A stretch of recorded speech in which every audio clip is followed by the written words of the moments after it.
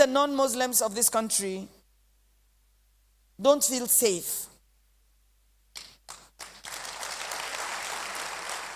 I think it was Martin Luther King Jr. who said that for evil to go on, good men will be quiet. And what they are trying to do in this country is to get us to be quiet by intimidation, by different things.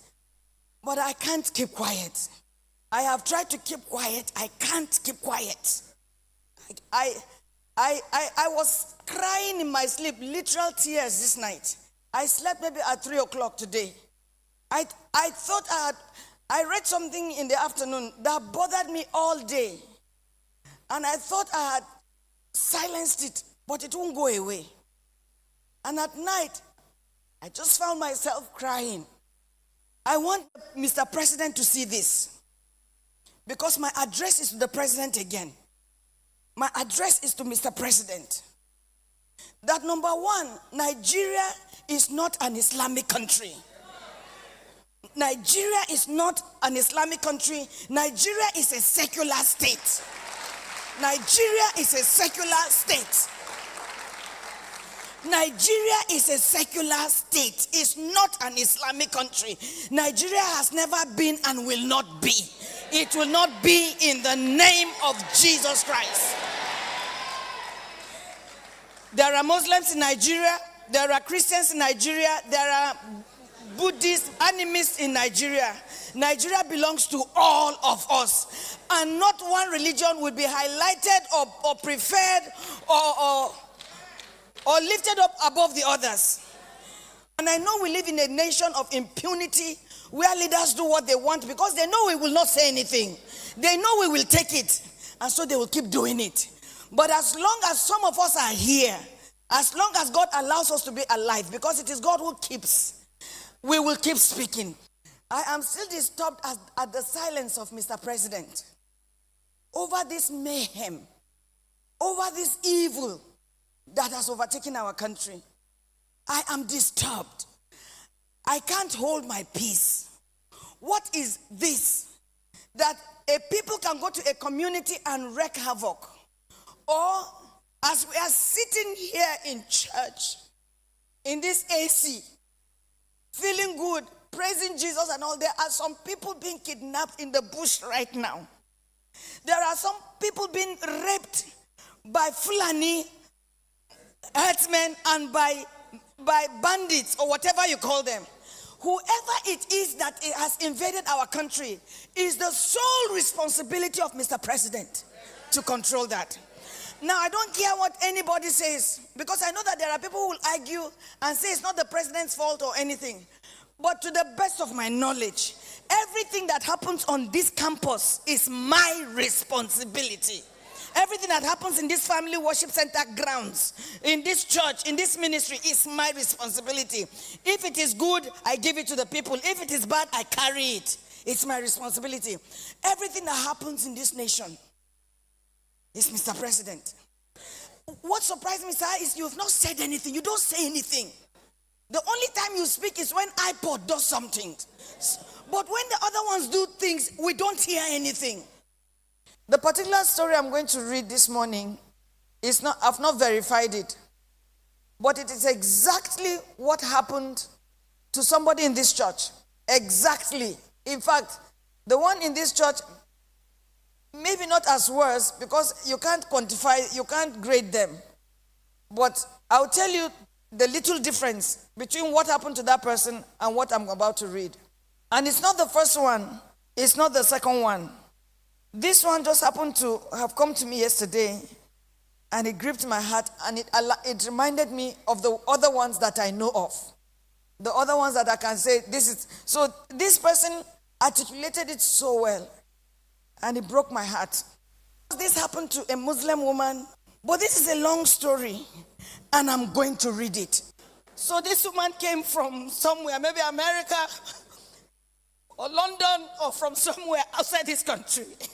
She's a Nigerian with her husband, Muslim, committed Muslim people.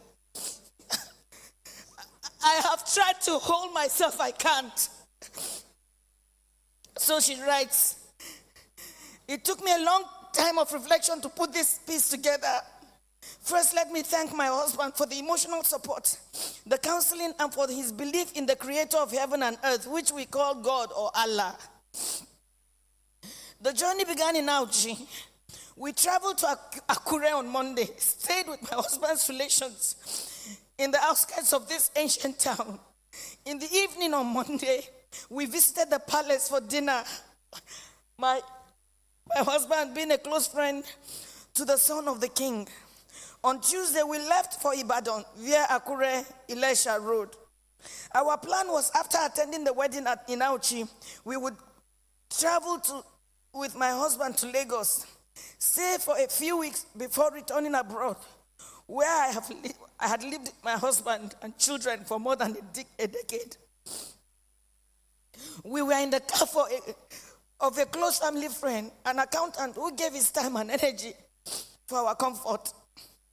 We were 5 in the car, myself, my husband, and our daughter. A lady who is my husband's niece, who had joined us in Akure with the hope of traveling with us to Lagos. The driver, accountant, maintained a normal speed. He drove professionally. That gave me a lot of comfort, and I felt I could find some time to sleep a bit. My daughter was next to me. She was just 9 years old. She was coming to Nigeria with me for the second time. Shortly after Ijare Junction, the driver felt the wagon's tires rupture and decided to park the car with the hope of changing the tires. It was like a film. In a jiffy, motley crowd of armed men in military uniform came out of the bush. They fired at the boot of the car. Ahead of us, 5 of them came out of the bush. Another 2 came from the rear. My daughter screamed, "Mommy, Daddy, what's going on?" There was no time to say a word. They marched us through into the bush, firing into the sky. They hit me on my chest, hit my daughter on her head. Blood oozed. At this time, it was better to kill me. I shouted at one of the armed men. His response was hell. He went straight for my private part, tore my dress with his gun. The others ripped my dresses. I was left with my undies. My husband and my daughter started crying. 2 of them dug their teeth into my breasts. While attending a secondary school in Adamawa, I had lived with some Fulani, so I understood a few Fulani words. I started pleading, at least for my daughter. To my shock, at gunpoint, they removed the dress of my little girl. One of them carried her on his head as my baby struggled, shouting, "Daddy, Mommy, what's going on? Help me!" I could not help myself. We marched for 9 hours. I was half naked. My daughter was totally naked. Her tears was like a stream of blood on her cheeks. Our phones had been seized. We ended up in an ungoverned region in the thick of the forest. We met a well-organized group. There were some kidnapped victims. I saw 2 women, 2 ladies and 3 men. There were some people with their legs chained to trees. They were as if half dead. We were separated. I was separated from my husband. My daughter was taken away.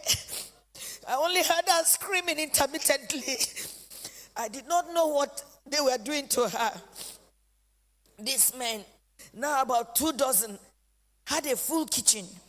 They had a huge camp and a traditional medical team. How can they say they don't know where these people are? How can they say that?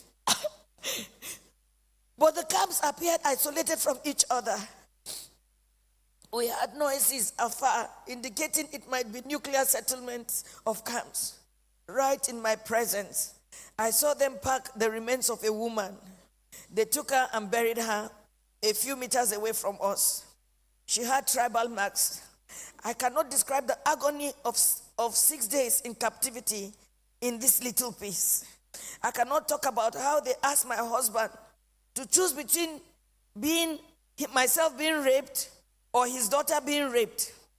My husband broke down in uncontrollable tears. One of them hit him saying, "Yoruba bastard, you dey cry, idiot." They now gave him an option that he should be raped by one homosexual among them.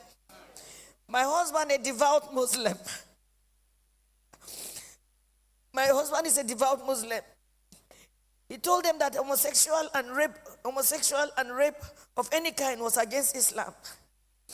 They hit him with the butt of AK-47. What do you know about Islam? You can imagine, you are being asked to choose between being raped by a homosexual, your daughter just 9 years old, or your wife being raped. They gave the fourth option. If you fail to choose one, we would rape your daughter, rape you, the man, and rape me, the wife. I made myself the sacrificial lamb. My husband begged, saying they should name any price. One of them asked him to bend down. 3 beastly criminals sat on his back, jumping until he was too weak to stand.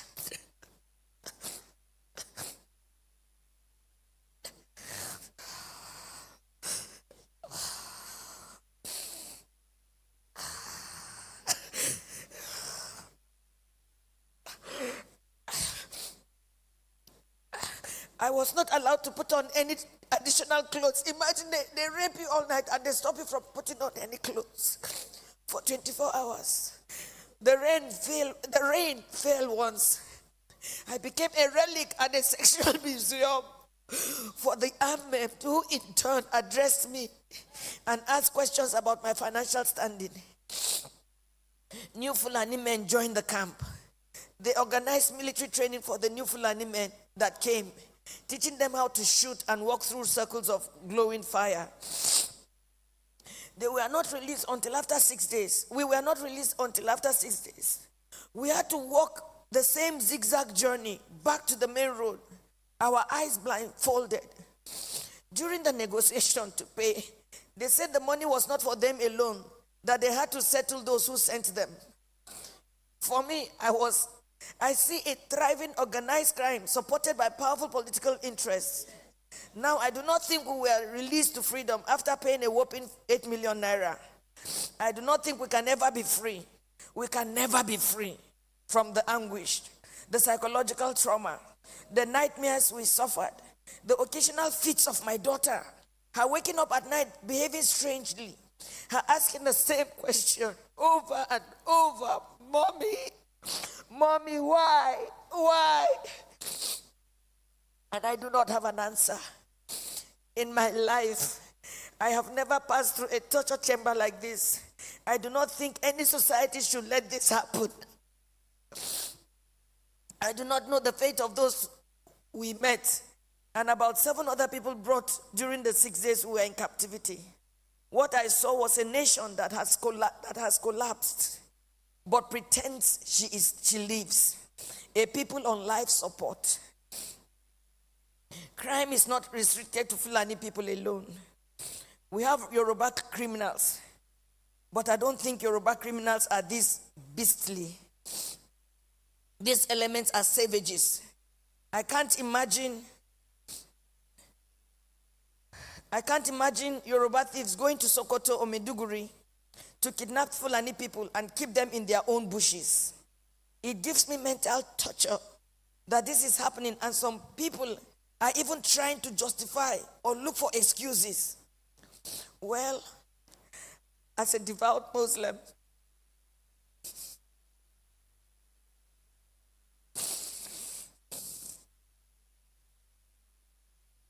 myself and my family have taken solace in Allah.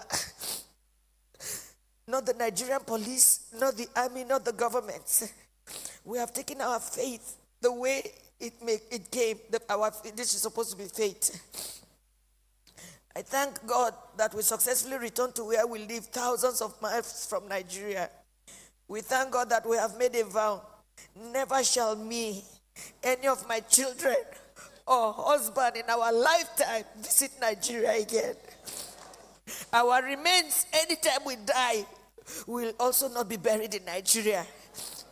It was a suggestion my daughter made, which we all adopted.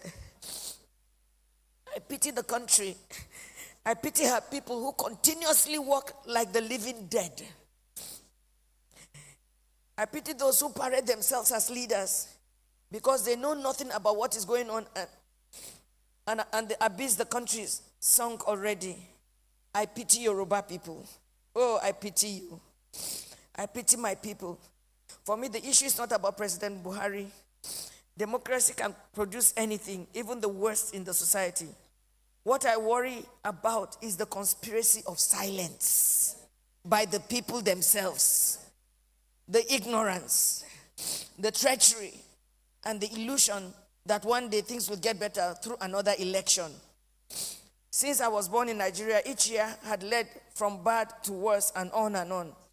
I do not have a solution to what is going on, but I think very soon hell will let loose upon the earth as long as there is no law and order and anarchy and the rule of brutes in the order of the day.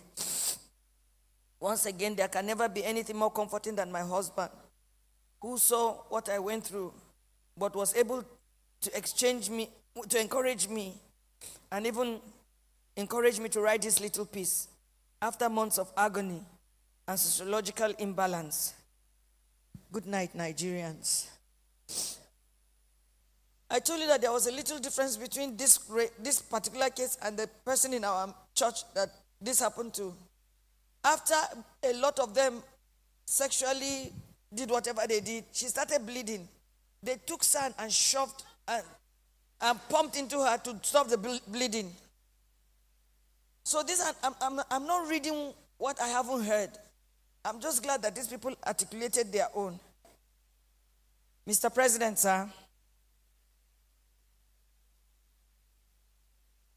this is the country that millions joyfully gave over to you. The blood of every child, every man, every woman, every boy, every girl, every old man will be required in your hands or from your hands, because the buck stops with you. I am still amazed at your silence, sir. I'm amazed. I'm amazed at how IPOB can quickly be stopped. And this goes on, and I have never heard your voice saying this is wrong, let it stop. Sir, kada ka ci amanar mutane. Allah ba azalumin kowa bane. Abinda kowa ya shuka shi ma zai girba.